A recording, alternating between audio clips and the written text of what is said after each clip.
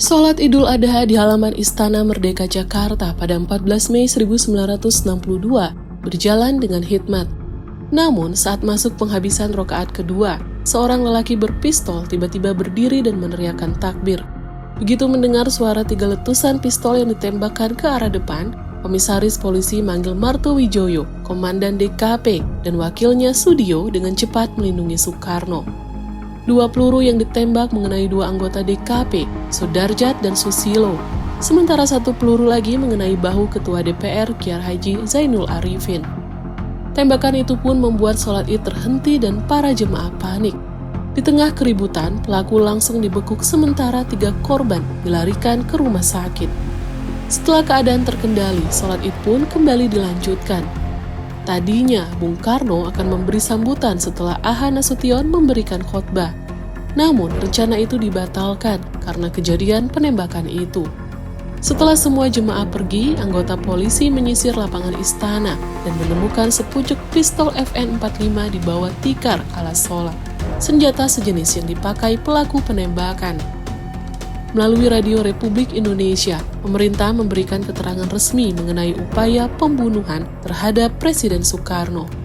Isinya menyampaikan Presiden Soekarno selamat, korban luka 5 orang, 3 diantaranya luka serius, sedangkan pelaku ditangkap.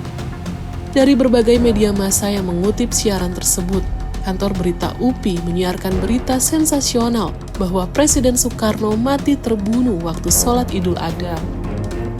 Walau berita itu kemudian diralat, UPI masih mendapat banyak protes sehingga kantornya di Jakarta pun ditutup. Dari hasil pengusutan terhadap pelaku yang tertangkap, diketahui mereka adalah anggota Darul Islam, Tentara Islam Indonesia, pimpinan SM Kartosuwiryo.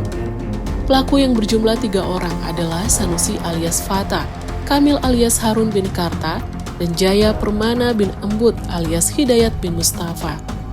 Mereka berhasil masuk ke dalam istana Jakarta dengan kartu undangan masuk dari anggota Ormas bernama Haji Bahrun. Dari hasil pemeriksaan terhadap Sanusi, terungkap bahwa upaya pembunuhan terhadap Soekarno pernah direncanakan ketika sholat Idul Fitri 9 Maret 1962. Namun, karena beberapa anggota DITII yang terlibat telah ditangkap, rencana pembunuhan Soekarno di Hari Raya Idul Fitri pun gagal. Pada 27 Maret 1962, Sanusi diperintah untuk memimpin pembunuhan Soekarno pada saat sholat Idul Adha.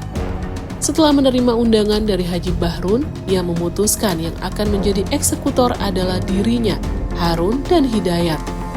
Pada hari H, mereka membagi tugas. Sanusi menembak pertama sebagai tanda, Harun menembak Soekarno, dan Hidayat melempar granat ke kerumunan. Namun saat Harun mengikuti sholat Id, ia tiba-tiba disergap perasaan takut. Harun pun membatalkan niat jahatnya dan menyembunyikan pistol FN di bawah tikar sehingga selamat dari penggeledahan. Begitu pula dengan Hidayat, dia malah batal masuk istana dan membuang granatnya ke sungai Cisadane. Total pelaku percobaan pembunuhan Soekarno pada Idul Fitri dan Idul Adha berjumlah 9 orang.